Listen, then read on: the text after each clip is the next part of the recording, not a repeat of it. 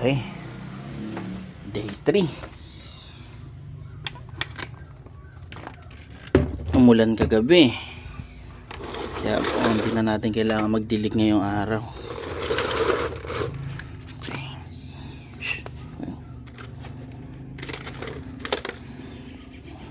Ayun. Money shot. Okay.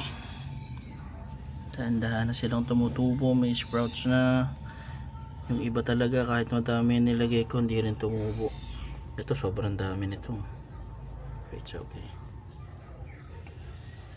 Wow. Very good, very good.